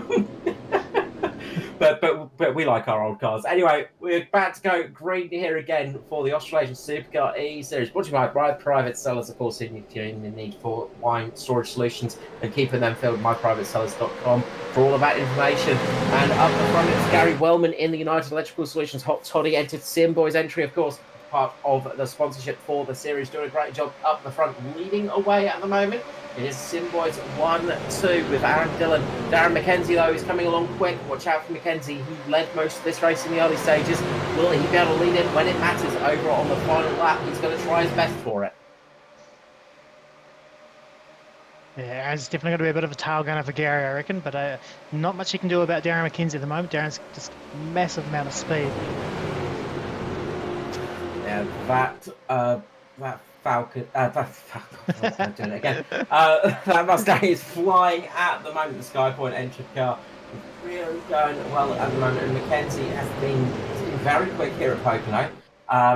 One thing I would say about the Southern Stars entry is a little bit of damage on the front of McKenzie's car. He's taken a bit of damage on the nose of that car, and that might just cost him a bit of speed in clean air. And you can see there that Gary Wellman's just able to pull out the nose a little bit in clean air. As soon as the side draft kicks in, it's fine. There's all contact between the two. That's put Wellman up a little bit higher than he wants to be as well. Does he get through the corner? He does. Very close to a big accident there at the front between Wellman and McKenzie. Now Wellman's going down the inside here for turn 2 and getting a good run now into the tricky turn 2. It's all contact between Dillon and McKenzie. McKenzie holds it. Does he make it through? He does just about. Will we see a caution flag fly? We do. Yeah, I think the front right suspension is broken on that car. We can see the front wheel wobbling around there. Let's go back and see if we can get a replay of that. So I think I said Dillon. It was Dwayne Priest there in 777 that just caught the back of McKenzie. Just the slightest nudge there. And that's enough to unsettle it, especially in turn 2. That is such a tricky corner. And yeah, McKenzie's right front is being torn clean off. Nothing he could do to get that car back to the pit lane. That is a painful one for McKenzie, who had a glorious run tonight and had some great speed, but that is his race over and done with. Harry Anastakis now got the lucky dog. So the 144 Rogue Sim Sports entry will get back on the lead lap, and we are going to have a couple of laps under caution now, and we'll be probably about 15 laps of green flag racing here at Pocono. Just watching the end of that wreck there. It looks like Dwayne just got in really hard into the corner there, and it just pushed up and almost a little bit out of control, catching that slide. And unfortunately, McKenzie was too close there, and he just hit him. And you can see McKenzie's car going along the wall there. That right front tyre is just not looking healthy at all. No, that's it. And McKenzie tried to keep that car running and going forwards, but nothing he could do there. And he's done the right thing by towing it as well, because we saw a car just hurtling towards the back of him there on the exit there. Lucky nobody else got collected there, really. But that is a big shame for McKenzie. He was having a good run tonight, but his race is over now. Gary Wellman currently in the lead. Dwayne Priest currently sitting in second with Aaron Dillon in third. Ruben Phelps in fourth with Adam Malone fifth. Raymond Yeager in sixth with Sky Sinclair seventh. Eighth place for Andy Barber-Kin. Roffey in ninth, and 10th place for Jamie Nankervis at the moment.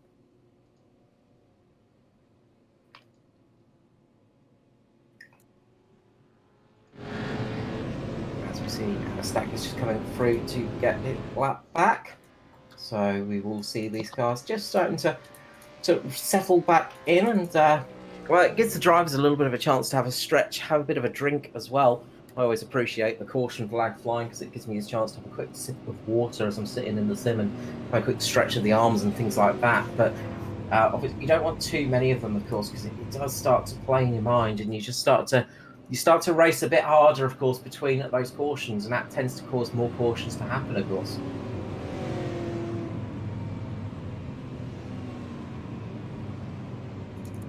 So just looking at cars that we've lost so far tonight as well. Currently, we lost Peter Gretton from the race with Jared Daly, Aidan Schultz, Noddy Tompkins.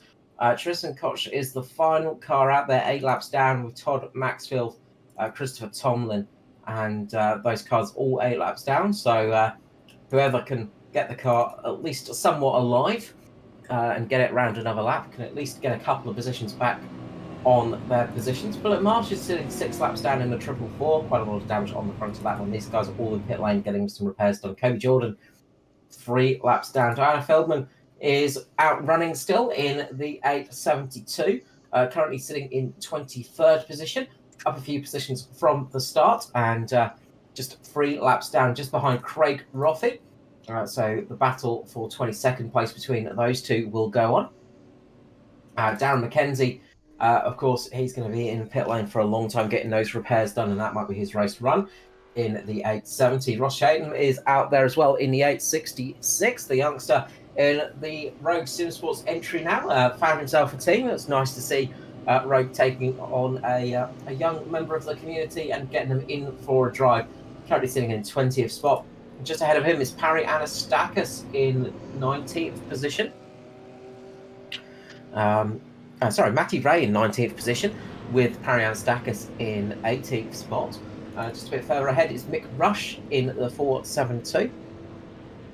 Scorpion entry, sitting in 17th with Nigel Patton in 16th position with Joseph Granshaw, Nicholas Walsh, Peter Morrison, Justin Witcher, Jamie Nankervis, Kim Rothie, Annie Barber, Sky Sinclair, Raymond Diego, Adam Malone, Ruben Phelps, Aaron Dillon, and Dwayne Priest, with Gary Wellman leading this race at the moment as they start to pair up. As the pace car lights go out, and we're about to go back to green flag racing here at Pocono. And of course, a big shout out and thank you to the series sponsors, Witcher Electrics, of course. If you're in the Ballarat region and need to get some electrical repairs done or need to get some electrical aspects done to the house, contact Witcher Electrics. United Electrical Solutions, of course, Australia-wide, if you need some electrical specialists to help renovations, new installations or repairs, United Electrical Solutions are your option. Hot toddy heating installations, if you need to get some wood heaters or air transfer kits, they will absolutely help you out. We're about to go back to green flag racing here in a few short moments. Look, if you want to get all the green right, if you want to get the green ticks across the board on your web design services, head over to RKJ Web Services for all your website needs. And of course, Mr. Raymond Yeager is in charge of that one. And a big thank you to those sponsors. And of course, My Private Cellars, the Brisbane Wine Cellar Design and Construction specialist. And if you need somebody to help you construct those wine cellars, head over to My Private Cellars and they'll also help you keep it stocked as well. We're about to go back to green flag racing, 14 laps to go here, as it is Gary Wellman leading away for Sim Boys. A big drag race down the front straight begins. 3 Sim Boy cars all lined up now, 1, 2, 3. They're looking strong again tonight, and the thing with Sim Boys is they've got a fair few cars in the field, but all of their cars all of their drivers, I should say, are usually up there and fighting for victories. They are all front runners, so they are a hard team to beat as well. So got to always keep an eye on them, and especially when they get linked up, they can be absolutely impossible to beat. But Raymond Yeager at the moment is thinking, well, I'm going to take on the job with Ruben Phelps. Ruben Phelps just helping Yeager a little bit there, and they're trying to break up these Sim Boys as well. And that's what you've got to do. You need to start breaking this pack up, start breaking the Sim Boys up, shuffling around a little bit so they can't work together. Raymond did a really good job there. He got a nice big run and used it well. Ruben, unfortunately, was a bit boxed in, couldn't use his big run, so now we see him struggling a little bit, dropping back a bit. Ooh, as Malone drops in and out, bit of a blink. Yeah, Malone sort of keeping his line pretty steady. Luckily, those blinks are pretty short and not as frequent as some of the others we've seen tonight, but they still throw you out as Yeager gets a run up on Dwayne Priest now. Yeager looking to get a run up into P2 and does indeed make that one work. Aaron Dillon, as caution flag is out. Oh, Joseph Branshaw is missing the whole, well, missing his engine actually. The front of that car is gone as Joseph Grenfell in the 064 has a huge accident with Craig Rothey. Craig Rothey and Joseph Grenfell having a huge accident there. And yeah,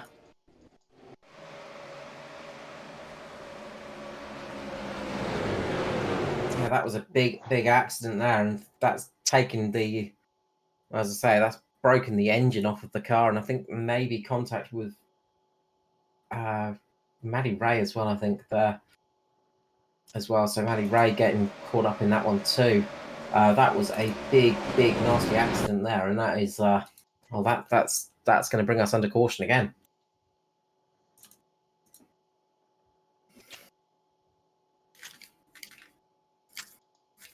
We're seeing a lot of the I'm not sure what the right word is for it, but basically where the wheel is running over the other wheel of the other car. That's why it's kicking them up in the air. We're seeing a lot of that tonight. I think it's about the third one I've seen. Yeah, I'm trying to think of the actual term for that, and my brain is drawing a blank. But more common in open wheeler races, of course. Yeah. So essentially, what's happening is when they're side by side, one car's wheel is touching the other car's wheel and then flying over the top of that wheel. So and that's causing the cars to sort of fire off into the air. There is a term for it, but I cannot for the life of me off the top of my head remember what it is. No, we're not even we're not even halfway through our season yet, and our brains are starting to switch off. But yeah, it is tricky sometimes as we get there. But yeah, it's been a rough one for that, and it's odd to see because it doesn't always happen, and it's been happening a lot tonight. And yeah, it's a lot of straight side by side contact, which is obviously causing it. These big long straights, it's probably more prevalent on this one. Absolutely, and you know it is a fast track as well, and that's the thing about Pocono. It's such a fast track. Even a little bit of contact can really cause the biggest of accidents, which we've seen a few times tonight. And well, once again, proving that there as it is Dan Feldman getting the wave around here, getting the lap back, and up and down to 2 laps down, I believe. So. Working her way back on to the lead lap after getting caught up in an early incident in the 872 iDrive Sim car. So Dan Feldman getting back and actually getting close to around about P20, I think. She might be looking at a top 20 finish tonight because Joseph Grenshaw is the next car in line in the 064, and that car is not coming out. I would say ever again because that thing is missing its engine pretty much. Yeah. So right. Yeah, Feldman's just taken over 20th now. 2 laps down still. That's it. So she'll be back on there, and well, possible to get another lap back and look, have a couple of cautions. She could easily find herself back on the lead lap and fighting her way back up into a strong position. It's the thing about oval racing that we love is when you think your race is over, all of a sudden things will happen and you find yourself fighting for the win. Sure can, and I don't think we've seen the last of the cautions ever. There's a lot of take out there at the moment now. There's not as much give as there was at the original start of the race. It's all about taking. They can definitely see that there's been a change in the operations of these drivers in these latter stages of the race, and they are being a lot less forgiving of cars. As we saw earlier in the race where we had that nice long green period, drivers are getting a little bit more racy now, and this is where we start to see those accidents. And of course, the old adage of cautions breeding cautions always rings true in motorsport, and unfortunately it has been the case tonight where we have seen after that first caution it just started to trickle down, and we've seen more and more cautions afterwards. So right now at the front, on the front row, it's Wellman versus Jaeger, and this is championship battle stuff here as well between these two drivers. Jaeger currently in leading position of the championship, but Wellman is looking to get the W next to his name. He would sorely love to get a championship title for himself and keep that number 1 car in the Zimboys camp. Yeah, number one, Troy Davison, not here tonight. No, we're missing Troy, so that's one of the. I think Troy's sitting in P4, I think, from memory. So he's going to be missing out on some points tonight for sure, and that's going to change things up a little bit. But with Craig Roffey's big accident as well, it's left things open up the top between Wellman and Jaeger to battle it out for championship positions. So we can see there changing of the flags. The green flag is out, ready to be waved. We've got 9 laps remaining here for the My Private Sellers Australasian Supercar eSeries. It is round number 9 here at Pocono. Green flag is out. Green car is in the lead. It's going to be Gary Wellman in the 45 leading the way. Jaeger on the outside, and Wellman gets a beautiful start there. Gets a lovely jump over Jaeger and pulls out a bit of a lead just behind him. Dwayne Priest coming along nicely. And Wellman would sorely love to keep a teammate just behind as a rear gunner at the moment. And Dwayne Priest doing a good job of that. Just putting a bit of a gap over Jaeger and Phelps at the moment. It's sitting in 3rd and 4th. Very good start from Wellman there, and times very well for Priest. Just able to get that inside line, 2 cars clear of the outside line, which is exactly what they wanted to do. Yeah, pulled away nicely, and Priest now getting a good run on Wellman and jumping out to the lead of this race at the moment. And the Sim Boys guys are just going, yeah, we're going to race this. Oh, big wreck just behind. Car flipping over. We've had a rollover. I think it was Adam Malone going onto his lid, and we can see the aftermath of this crash here. Big crash on turn number 3 that has taken out pretty much half the field there by the looks of it. Let's see if we can jump back and work out what's going on here. So it looks like Sky Sinclair has had a little bit of contact with Aaron Dillon after Sinclair just catches the grass. So Sinclair just touches the grass, and that spits the 747 up. And much like a 747, Adam Malone has taken off into the sky in number 4. And well, that Sky Point car has been pointing towards the sky there as Malone gets launched up into the catch fencing and just manages to land on all 4s like a cat. But yeah, that's race over for a lot of drivers there. Big damage done there, that's for sure. So just trying to work for some views. We'll go back and see exactly what kicked it off. So yeah, it was Sky Sinclair. So you'll see Sinclair going down turn 3, just on the inside there of Dillon, and will just dip below that yellow line onto the grass here. And I think that's what's actually caused the wreck to start happening. Just clips that grass, loses grip on that inside left tyre, and just runs up into Dillon, spins the car a little bit, and Sinclair just starts to spin, can't quite catch it in time, and Adam Malone just goes into the back and then gets launched off Aaron Dillon's car, I think it is. Oh no, it's Sinclair's car just gets pinned up, and you just see that big whack in the rear, and that just unsettles the car, lifts it up, and the air underneath it flips the car over, and well, that's that. And then Adam believed he could fly. Yes, Malone decided he was going to fly. His home planet needed him. And Adam Malone has gone back to his home planet. So, look, big shame there. That's a lot of cars caught up in that one, and a lot of cars that were running well as well.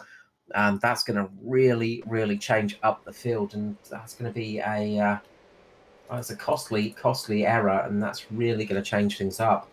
But one man's peril is another man's gain, and that person is Matty Ray in the 83 Mobile Brake Mechanical SRM machine.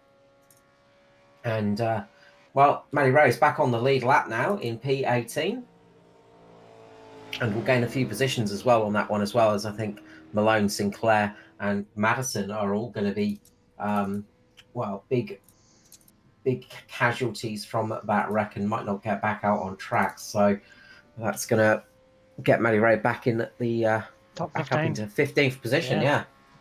Big jump. So big change of position there, and Look, under caution again. We've got 6 laps remaining. Pace car lights will go out next time around, so there'll be a 5-lap shootout, of course. And look, we should be in for some good action. Hopefully, that will be the last of the caution flags we will see tonight. But as we know in racing, it only takes one little mistake and that flag will fly. Yeah, we're running out of cars, running out of fast cars, so the odds of the cautions should hopefully go down. Yeah, that is often the case. So, I mean, less cars on track means less chance of cautions. We've still got a fair few running, though. About 30 cars still out on track. Probably a good 20, 22, 23 cars still out running. A few of those cars have been resurrected from the dead as well and brought back to life.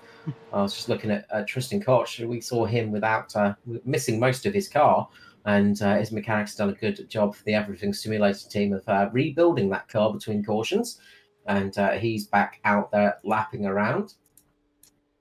But there's a few spare panels out there tonight and a few spare chassis, I think, as well. So if you're after a slightly worn chassis that's taken a little bit of damage, then get in contact with some of the drivers tonight. I'm sure they'll hand it over without too much question. Yeah, some of them will be feeling like it hasn't done them much use tonight, that's for sure. It's always a bit of a painful one when you've had a night like this, because you just feel so very. It can be a bit wearing, can't it? And it really does test your patience sometimes, but everybody's doing a good job of it. Pace car lights are out, and we're about to see green flag racing again. It is the United Electrical Solutions Sim Boys entry of Gary Wellman in the lead, just ahead of Dwayne Priest, his teammate. So it will be a Sim Boys front row lockout. It's Ruben Phelps just behind him in the RKJ Web Services machine in the 23 of Ruben Phelps, the SRM machine with mobile brakes, mechanical, of course, up there as well. So we're about to go green flag racing again. Pace car comes in, the green flag is about to drop, and we're about to go green, hopefully to home. 5 laps remaining here at Pocono for round number 9. Good start from Wellman. He's got back out into the lead. Dwayne Priest dropping down just to cover off the inside line now from Jaeger.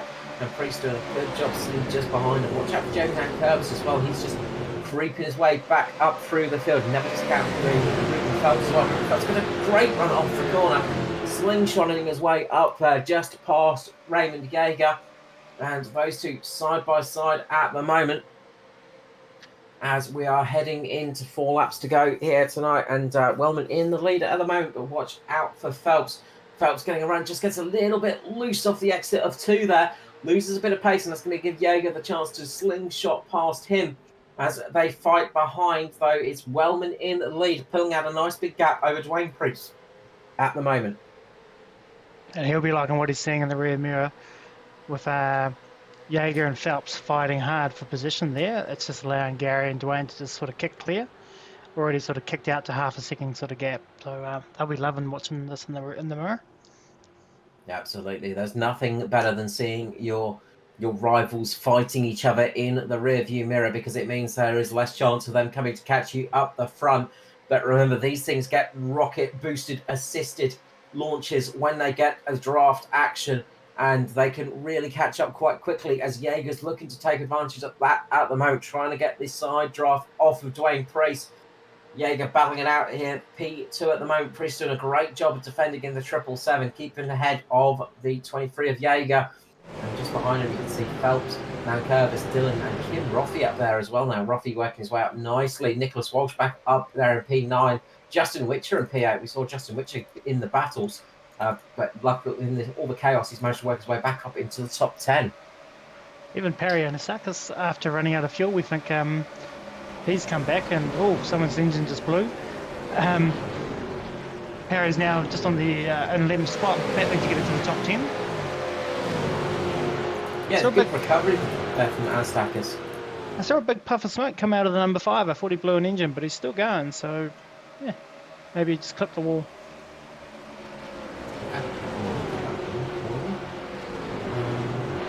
May have just been a little clip of the engine there. A little clip of the wall, sorry. It's still running, but missing most of the car, though. The bonnet is very much gone on that one. But up the front, it is Wellman who's got a big lead over Ruben Phelps and Jaeger as they just squeeze their way past Wayne Priest. As we've got two more laps to go here. Just about.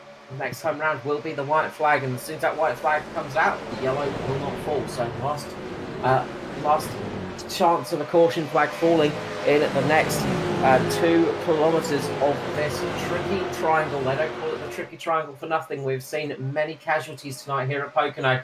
Jaeger getting a big run here. He is trying to take advantage of that slipstreaming action just behind Gary Wellman. He needs to get into that draft. He's currently sitting half a second behind Wellman. He is within striking distance. He just needs to get that draft action, and Wellman could be in trouble. Just coming up to the line now. The white flag is about to fly. Will we see the white flag fly? Will we see everybody getting home now? Not far to go. White flag falls for Gary Wellman. Just one more lap to go. Wellman just has to keep ahead of Jaeger at the moment, and the championship will close up very close. But Jaeger is in that perfect position to get a slipstream. If there's fighting behind Wellman right now, Wellman could get this win.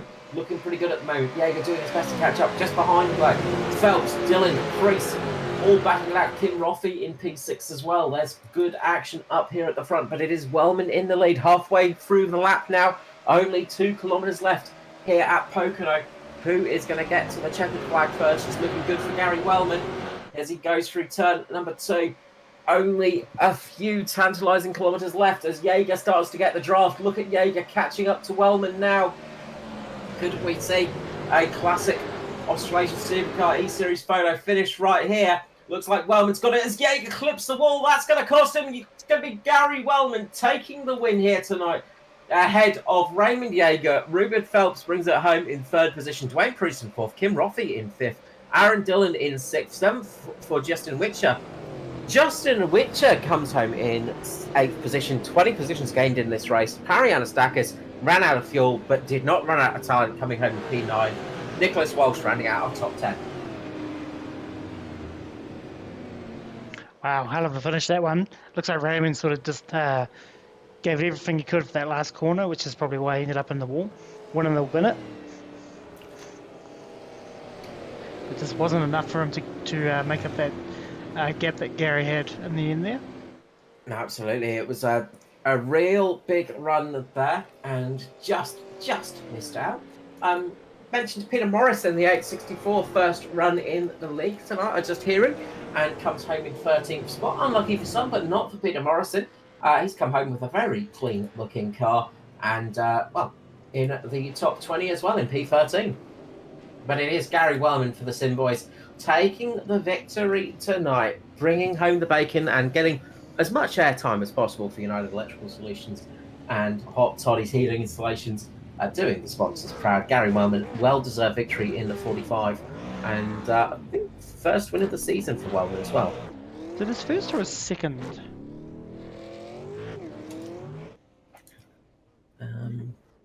Just trying to think. Oh no, Gary has won the race this year. Yeah. Sorry, yeah, second win. Sorry, I'm going to blame being away for a couple of days to throw me off there. But yeah, taking victory tonight in the 45. The mean green Sim Boys machine comes home and gets another victory next to its name. Well-deserved burnout as well. Doing the Durnouts proud.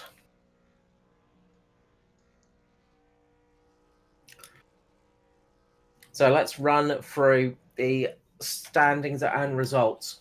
So it was Gary Wellman taking victory here tonight, just ahead of Raymond Jaeger. Ruben Phelps is in 3rd with Dwayne Priest 4th. Kim Roffey started 5th, finishes 5th, but that is not the story of his race. Comes home in 5th position. Aaron Dillon in 6th with Jamie Nankervis in 7th. Justin Witcher is the big mover and shaker of the night, 20 positions gained in P8. Pariano Sakas P9. P10 is Nicholas Walsh. As we're all over the page, it is Nigel Patton in P11 with Maddie Ray in 12th position. Peter Morris comes home in 13th with Andy Barber 14th. 15th for Peter Madison. Sky Sinclair 16th. Mick Rush in 17th position. Ross Cheatham in 18th spot. Diana Feldman comes home P19, top 20 for her tonight. and Kobe Jordan in 20th spot. As we run over the page, it is Adam Malone 21st with Tristan Koch 22nd. 23rd is Joseph Grenshaw, Christopher Tomlin 24th. 25th, Craig Roffey. Darren McKenzie, unlucky, had a great run, was leading the race for many laps, but comes home 26th in the end. Philip Marsh, 27th. 28th for Todd Maxfield. Noddy Tompkins, 29th. 30th for Aidan Schultz. And Jared Daly and Peter Grayson round out the 32 cars that started tonight.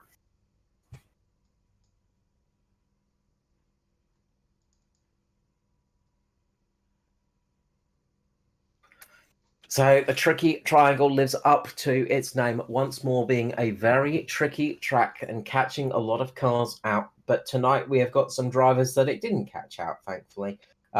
Some drivers that put in a great performance. And the first of those drivers we're going to talk to is for SRM. It is the Flying Kiwi himself that's making a rather good habit of getting into these into our broadcast booth every time I sort of see him racing. It is Ruben Phelps. Welcome back to the booth, mate. Congratulations on P3 tonight. Yeah, it does seem to be a trade at the moment where I'm sort of getting a podium and getting to talk to me way too much this year. It's probably a good thing. I know. Every time I see you, I'm talking to you now, Ruben. It's just terrible. I just don't know what to do with myself. P3 tonight here at the Tricky Triangle. Great job from yourself. You look like you were having some good racing out there. Just could not quite get the run at the end to get up there to the front, but the battle for P3 was definitely a hot one. Oh yeah, no, that was fun, but obviously, you know, as you can tell, was if you don't have teammates up there, not saying that it's always anybody's fault, but it's a team game for sure when you're up the front, and if you don't have a teammate up there, even though Matty Ray was trying to get up there and things like that, you know, you can't really move forward, even if you get a run. So near the end of that, I was like, well, I've got to work with somebody because all the Sim boys were there, and of course Raymond got himself up there, and I was like, well, I've got to help somebody, so I went and helped Raymond since he had no teammates there. So, but no, the racing was good. I don't know how I actually avoided half the stuff because everybody was bouncing off my door, but nothing happened. No, absolutely. I was going to say your car was very, very clean at the end. Not too many cars had that luxury, but you had a few close calls in that one. It was a night of close shaves, wasn't it? Oh, exactly. Like I said, just the maneuvers I made was pretty good when there was an incident going by. But as soon as I tried to make a move on trying to gain a position, it was, you know, some of them worked, some of them didn't. So it was sort of hard, and I got sort of stuck in, you know, that third and fifth place, and I couldn't really sort of advance from that point. But probably that last restart was probably the most advanced I actually managed to move up. So luckily I did get the third place there at the end. Absolutely. Look, congratulations on P3 tonight. Thank you for giving us an entertaining race, Ruben. Before I let you go, though, shout out and love to those sponsors and people you'd like to say hello to tonight. But I've got to shout out you guys for putting on the broadcast, and of course the SRM Australian boys and all that. Matty Ray and Noddy been around, and of course our sponsors of Mobile Brake and Mechanical Repairs, Murphy's Mitre 10, Moondog, Made of Auckland, of course Lockie's charity of TS Tourette's, and Brendan Henderson's alopecia, Australia alopecia charity as well. Thank you so much, Ruben. I'm sure we'll see you back in the booth soon. It seems to be a regular occasion. You know where the key is. And congratulations on tonight, and we'll see you back again soon. Yeah, even though it's not the same series, but tomorrow night's my 200th NASCAR race tomorrow. Oh, congratulations. Well, fingers crossed that goes well. And yeah, Martinsville, yay. No, it's just fun. All right, thank you, Ruben. Good luck, well done tonight, and I'm sure we'll see you back soon. Yeah, cheers. Next up, we're going to grab the man of Pinnacle Esports, the man that finished in P2 tonight, had a run at the end, but just caught the wall, couldn't quite make that final charge, but P2, I'm sure he's going to be happy with that. It is the RKJ webmaster himself, Mr. Raymond Yeager. Raymond, welcome to the booth, mate. It's been a bit of time since I last talked to you. Congratulations on P2 tonight. Yeah, cheers, man.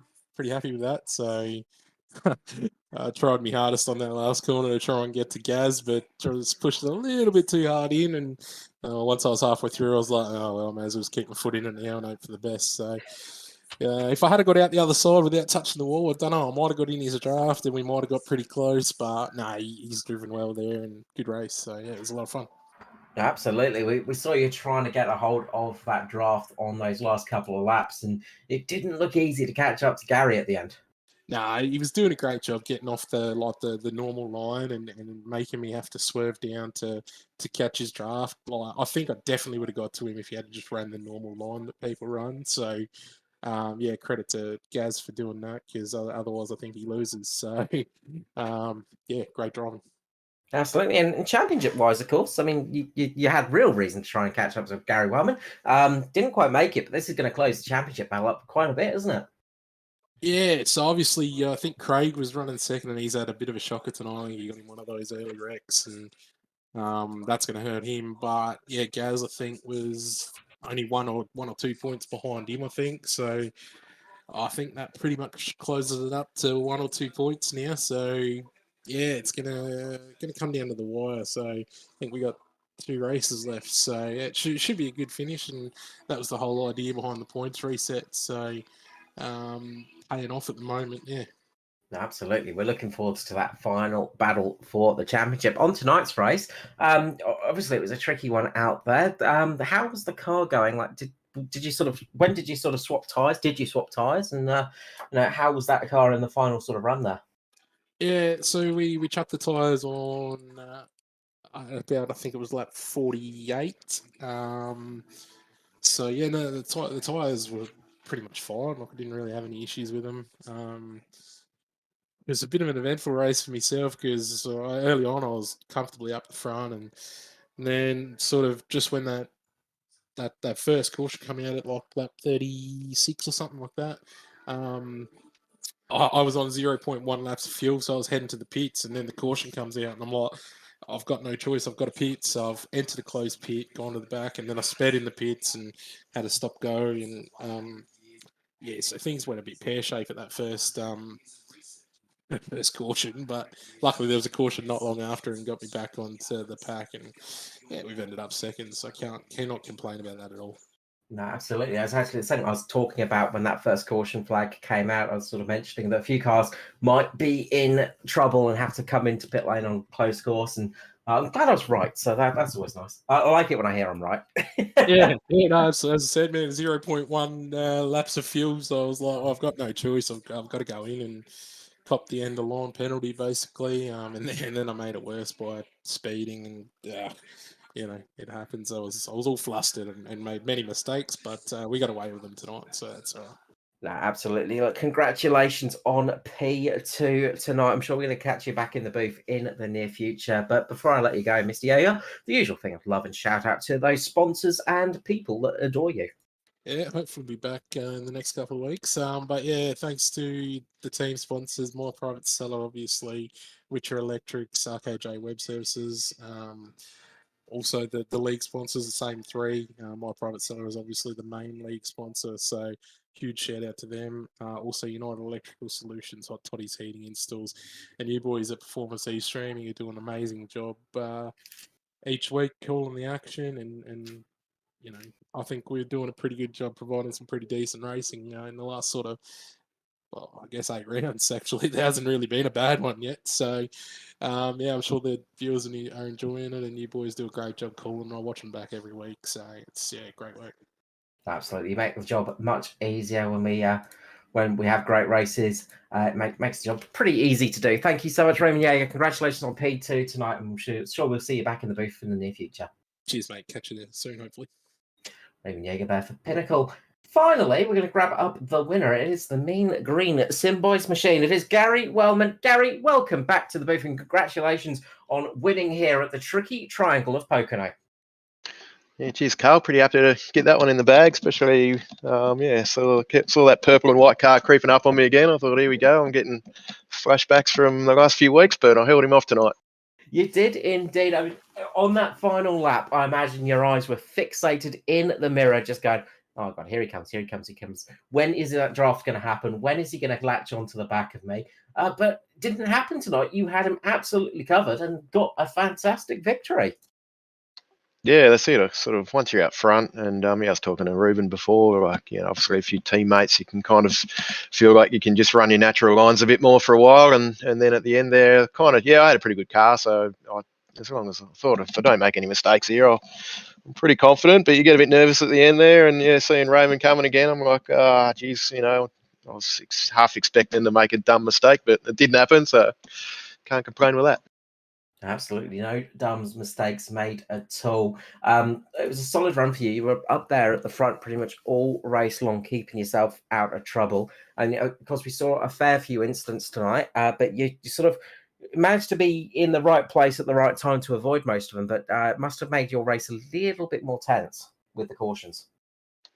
Yeah, it did, but yeah, it kind of did. But then, it was obviously 3 less laps. I got to race hard under green, and from up the front, I thought, I'm safe from a wreck here for the next restart. So, I wasn't too worried about that. I just knew I had to pick the restarts and sneak out front again, and let the rest take care of itself, sort of thing. No, absolutely, and that it did. I mean, the other thing as well is this must be making you keep a bit of an eye on that championship as well now. Yeah, Ray's just consistent though. He's like Troy last year. He hasn't had a bad race yet, I don't think. I've had a couple, but I think I should go right at Pocono. I don't know what it is. I think I might have won it last year as well. So it's not a track that I really feel that good on at the start of the night. But I've had a few good results here now. You don't feel good at the start of the night, but it always comes good at the end, which is always a nice thing.